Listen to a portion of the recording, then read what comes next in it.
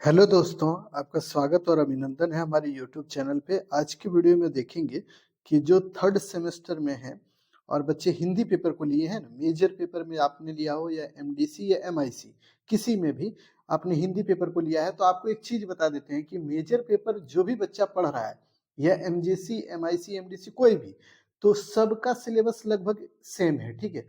और हम आपको शुरू से बोले थे कि एमडीसी पेपर वाले जो हैं, एमआईसी पेपर वाले जो भी हैं, वो मेजर पेपर के क्वेश्चन पेपर को जरूर देख के जाइएगा, क्योंकि वहां से रिलेटेड क्वेश्चन आपसे रहेंगे। और मेजर पेपर 3 और 4 दोनों का सिलेबस मिला के एमडीसी और एमआईसी का सिलेबस बनाया गया है थर्ड सेमेस्टर में। इसीलिए आप क्वेश्चन पेपर को जरूर अवश्य रूप से देख के जाइएगा, आपको अनुमान चलेगा कि क्वेश्चन कैसे पूछा जाएगा। ठीक है। आज का क्वेश्चन पेपर जो है पूर्णिया यूनिवर्सिटी का पूछा गया है, जो कि क्वेश्चन बहुत ही अच्छा है, लेकिन इसमें वही बातें हैं कि आपको चीजें याद होनी चाहिए। अगर याद है तो आप सवाल का सही उत्तर कर पाइएगा, अन्यथा आपसे नहीं हो पाएगा। यानी कि सवाल को करने से पहले आपको क्वेश्चन का आंसर, यानी कि आपको हर एक बुक और राइटर का नाम तो पता होना चाहिए, तभी आप इन सभी क्वेश्चन को कर सकेंगे। इससे पहले हम लोग जो वीडियो एक डाले थे हिंदी पेपर का ना, वहां से देखिएगा टेली करता हुआ आपका पूरा क्वेश्चन पेपर दिखेगा। ठीक है। तो उसको आप देखेंगे, उससे आपको अनुमान लगेगा ना। इसीलिए हम बोलते हैं कि क्वेश्चन पेपर को देख लो, देख लोगे तो ये पता चलेगा कि क्वेश्चन किस लेवल का आ रहा है, कैसे पूछा जा रहा है। ठीक है। तो वो चीज आप करके जाइएगा। ठीक। तो चलिए पहला क्वेश्चन, ये मेजर पेपर 4 का क्वेश्चन पेपर है। आप देख लीजिए, थर्ड सेमेस्टर में जो भी बच्चा है उसी का है। ये 2024 के एग्जाम में पूछा गया है। 2024 नहीं, बल्कि ये तो एग्जाम 25 में हुआ है, उसी का क्वेश्चन है। बस इसको 24 लिख दिया है, इससे कोई मतलब नहीं है, 25 में एग्जाम हुआ है। ठीक है। चलिए, पूछ रहा है, पहला ऑब्जेक्टिव क्वेश्चन से शुरू करते हैं। 2-2 नंबर का ऑब्जेक्टिव क्वेश्चन है। तो क्वेश्चन है, प्रिय प्रवास के रचनाकार कौन है? यानी प्रिय प्रवास जो है ये किसकी रचना है? महादेवी वर्मा की, भारतेंदु हरिश्चंद्र की, सुमित्रानंद पंत की, अयोध्या सिंह उपाध्याय हरिओद की, किसकी है ये बताइएगा। तो देखिए बाबू, प्रिय प्रवास जो है ना, अयोध्या सिंह हरिओद की रचना है। ठीक है। तो ये ध्यान रखिएगा, प्रिय प्रवास किसकी रचना? अयोध्या सिंह उपाध्याय हरिओद की है। ठीक है। तो ये ध्यान में रखेंगे, ये याद रखिएगा। ठीक है। अगले सवाल की ओर देखिए कि बादल राग कविता के रचनाकार कौन है? यानी बादल राग जो कविता है वो कौन लिखा है? तो जयशंकर प्रसाद, या फिर महादेवी वर्मा, या राम नरेश त्रिपाठी, या सूर्यकांत त्रिपाठी निराला। आपको बताना है कि बादल राग के लेखक कौन है, तो ये होंगे सूर्यकांत त्रिपाठी निराला जी। ठीक है। उसके बाद देखिए, स्वप्न किस विधा की रचना है? नाटक है, कहानी है, खंड काव्य है, या फिर क्या है? देखिए ऑप्शन देखिए, महाकाव्य है। क्या है? तो स्वप्न के बारे में पूछ रहा है, ये किस विधा की रचना है? ये बात आप बताइए, आपने स्वप्न के बारे में पढ़ा है क्या? ये एक मनोवृत्ति है, जैसे कि हम लोग सोते हैं तो क्या हम लोग को सपना आता है, यही चीज से यहाँ रिलेटेड चीजें हैं। ठीक है। तो आप इसका खुद कमेंट कीजिए, क्योंकि हम भी चेक करना चाहते हैं कि आप कितना एक्टिव हैं और आपको कितना पता है। ठीक है। तो स्वप्न किस विधा की रचना है ये बताइए आप कमेंट करके, क्योंकि ये आपके ऊपर इसलिए छोड़ा गया है ताकि आपके अवेयरनेस को जांचने के लिए। ठीक है। अगला सवाल, विरह का जलजात कविता किसकी रचना है? यानी विरह का जलजात जो कविता है ये किसकी रचना है, कौन लिखा है? तो भारतेंदु हरिश्चंद्र, या सुमित्रानंदन पंत, या महादेवी वर्मा, या जयशंकर प्रसाद। तो इसका सही उत्तर आपको चुनना है 4 नंबर क्वेश्चन का। तो इसका सही उत्तर होगा महादेवी वर्मा। ठीक है। उसके बाद 5वां नंबर क्वेश्चन आप देखिए, यामा किसकी रचना है? यामा के रचनाकार कौन है? इसको आपने 10th में भी पढ़ा होगा, आगे भी आपने पढ़ा होगा, यानी कि ये सवाल ना लगभग हर एग्जाम में पूछा गया है। तो यामा के रचनाकार कौन है? राम नरेश त्रिपाठी, महादेवी वर्मा, सुमित्रानंदन पंत, या मैथिली शरण गुप्त। सही उत्तर होगा महादेवी वर्मा। ठीक है। तो ये याद रखिएगा कि यामा के रचनाकार कौन है? महादेवी वर्मा है। ठीक। अगले सवाल की ओर चलेंगे और उसको देखिए, परिमल के रचनाकार कौन है? यानी परिमल जो कविता है इसके लेखक कौन है, या ये जो रचना है इसके लेखक कौन है?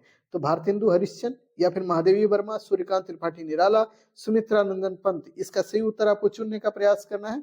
तो इसका सही उत्तर होगा क्या? सुमित्रानंदन पंत। ठीक है। ये याद रखिएगा। उसके बाद देखिए, भारतेंदु हरिश्चंद्र किस काल के कवि है? ये तो आप जानते ही, आधुनिक काल के ये कवि हैं, और आधुनिक काल की शुरुआत इसी कवि के माध्यम से जानी जाती है। और इनकी रचना जो है भारतेंदु हरिश्चंद्र की क्या है? भारत दुर्दशा है, एक नाटक है। और इस नाटक में भारत की स्थिति के ऊपर डिस्कस किया गया है, उसके बारे में बताया गया है। ठीक है। तो इसको भी ध्यान में रखिएगा, याद रखिएगा। ठीक।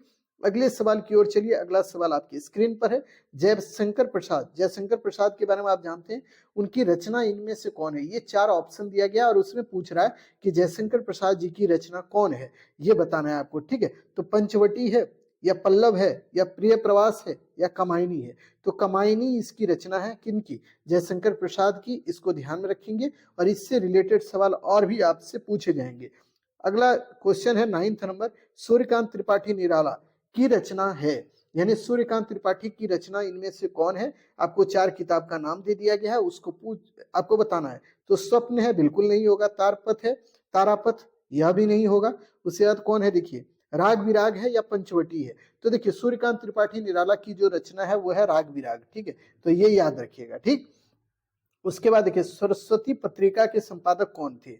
यानी ये जब आपको पढ़ा रहे थे द्विवेदी युग, तो वहीं पे बताए थे सरस्वती पत्रिका के संपादन के साथ ही इस युग का आरंभ होता है, द्विवेदी युग का। तो इसीलिए इस पत्रिका का संपादन कौन किए थे? महावीर प्रसाद द्विवेदी के द्वारा किया गया था। ठीक है, तो इसको भी ध्यान में रखिएगा, बहुत अच्छा क्वेश्चन था। और ये हम आपको जब पढ़ा रहे थे तो वहीं पे डिस्कस किए थे बाबू। देखिएगा, यहाँ से सवाल बनेगा और देखिए सवाल बना भी है। ठीक है, तो ऐसे सवाल को देखते रहना पड़ेगा आपको। ऐसा नहीं है कि चीजों को छोड़ के आगे बढ़िएगा तो यकीनन आप पीछे की चीजों को भूलते जाइएगा, और जब चीजों को भूलिएगा तो वहीं से ज्यादातर ये संभावना बनेगी कि आप गलती करके आइएगा। ठीक है, तो ऐसी गलतियां आप अपने एग्जाम में मत कीजिए, इसीलिए आपको ये सभी चीजें हम दिखाने के लिए लाए हैं। ठीक है, अब देखिए इसके सब्जेक्टिव क्वेश्चंस को देख लीजिए, कौन कौन से सब्जेक्टिव क्वेश्चन पूछे गए।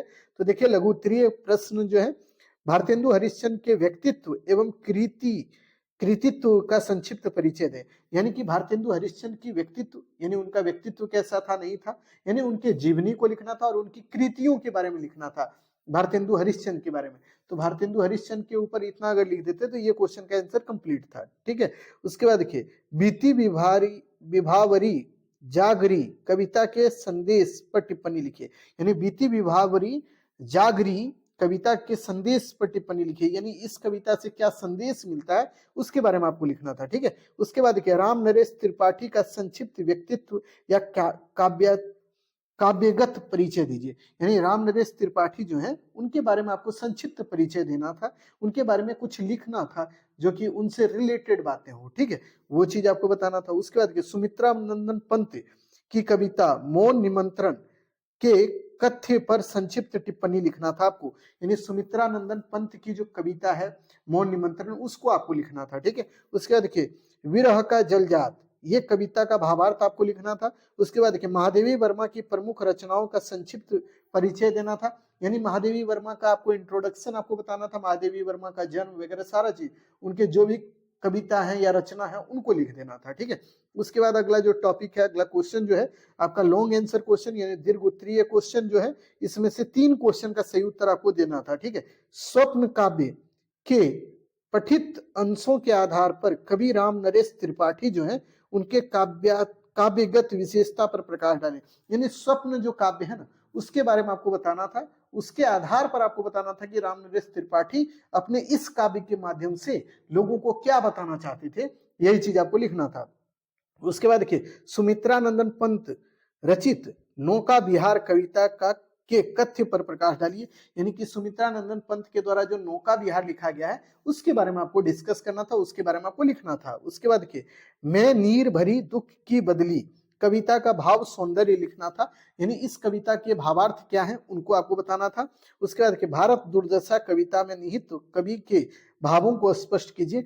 यानी भारत दुर्दशा जो कविता है भारतेंदु हरिश्चंद्र जी की, उसमें क्या कवि कहना चाह रहा था, उनके भाव क्या थे, वो क्या बताना चाहते थे इस कविता के माध्यम से या इस नाटक के माध्यम से, उसको आपको लिखना था। ठीक है, तो ये पूरे सवाल पूछे गए हैं। आप देखिएगा पूरा MGC 4 का सिलेबस जो है ना, बस उस सिलेबस को कंटिन्यू आप पढ़ लीजिए ना 2 बार 4 बार, तो वहां से आपका सारा ऑब्जेक्टिव बन जाएगा। एक आध ऑब्जेक्टिव हो सकता है बाहर रहे, अन्यथा सारा ऑब्जेक्टिव आपका वहीं से बना है। और उसके अलावे जो चीजें पूछी गई है आपके सिलेबस के अकॉर्डिंग पूछी गई है, ऐसा नहीं है कोई भी चीज इधर उधर से पूछा है, कुछ भी नहीं है, सारा सिलेबस का चीज है। बट अब आपको यही करना है, जिनका एग्जाम नहीं हुआ है उनको जागना पड़ेगा। देखिए बाबू, आप अगर एक्टिव नहीं होइएगा ना, कोई टीचर का मजाल नहीं है कि आपको पास करा दे। आपको पास होने के लिए ना आपको खुद पढ़ना पड़ता है, और ये मेहनत आपका है, हमारा थोड़ी है भाई। हम क्या करेंगे, हम आपको पढ़ा देंगे, लेकिन आप एक्टिव नहीं रहिएगा तो आपको ही लॉस है ना। इसीलिए आप एक्टिव होइए। हम लोग तो कोशिश करते रहते हैं कि चीजों को लाए, बच्चों को पढ़ाए, लेकिन देखते हैं जब बच्चे ही एक्टिव नहीं है ना, तो धीरे धीरे मनोबल खुद ब खुद टूट जाता है। ठीक है, और जब टूट जाता है मनोबल तो फिर उतना मेहनत करने का कोई लाभ ही नहीं होता है ना। तो इसीलिए आपके लिए अगर कोई कर रहा है कोई भी काम, तो आपको खुद एक्टिव होना पड़ेगा और उसमें आपकी भागीदारी ज्यादा रहेगी, ठीक है।